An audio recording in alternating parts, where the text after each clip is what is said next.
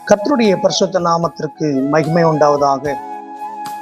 தானியேல் 6ஆம் அதிகாரம் 23வது வசனம். அப்பொழுது ராஜா தன்னில் மிகவும் சந்தோஷப்பட்டு தானியேலை கெபிலிருந்து தூக்கிவிட சொன்னான். அப்படியே தானியேல் கெபிலிருந்து தூக்கிவிடப்பட்டான். அவன் தன் தேவன் பேரில் விசுவாசமாய் இருந்தபடியால் அவனில் ஒரு சேதமும் காணப்படவில்லை.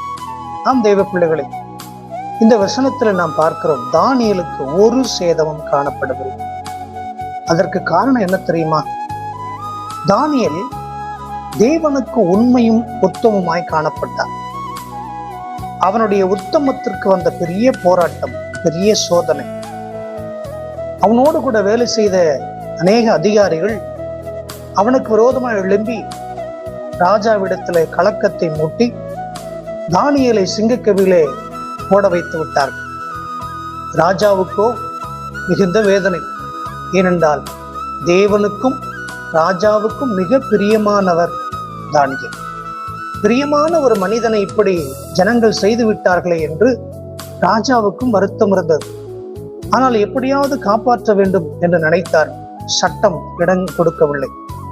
ஆனால் தேவன் தானியேலை காப்பாற்ற வல்லமை உள்ளவராக இருக்கிறார். ஆம் தேவ பிள்ளைகளை, சிங்கக்கவிலே தானியேலை போட்டார்கள். கர்த்தர் தானியேலை காப்பாற்றினார்.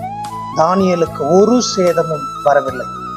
இன்றைக்கு ஒருவேளை சிங்கத்தின் வாயில் அகப்பட்டது போல, சிங்க குகையில் அகப்பட்டது போல சில போராட்டங்களில், பாடுகளில், உபத்திரவங்களில், ஏன் ஆபத்துகளில், சில விதமான வேதனைகளில் அகப்பட்டிருக்கிறீர்களோ, என்னை விடுவிக்க ஒருவரும் இல்லை என்று சொல்லி கலங்கிக் கொண்டிருக்கிறீர்களோ, இன்றைக்கு இயேசு இருக்கிறார். அன்றைக்கு தானியேலை காப்பாற்றின அதே தேவன், அதே இயேசு இன்றைக்கு இருக்கிறார். கலங்காதிருங்கள். இன்றைக்கு நீங்கள் அகப்பட்டிருக்கிற ஆபத்திலிருந்து, இந்த போராட்டத்திலிருந்து இயேசு உங்களை விடுதலையாக்க வல்லமுள்ளவராக இருக்கிறார். இயேசுவை நம்புங்கள். தானியேல் சொல்லுகிறார், தேவனை விசுவாசித்தேன் என்று சொல்லி இயேசுவை விசுவாசிங்கள்.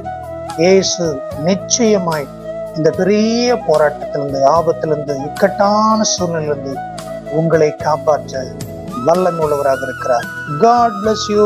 Amen.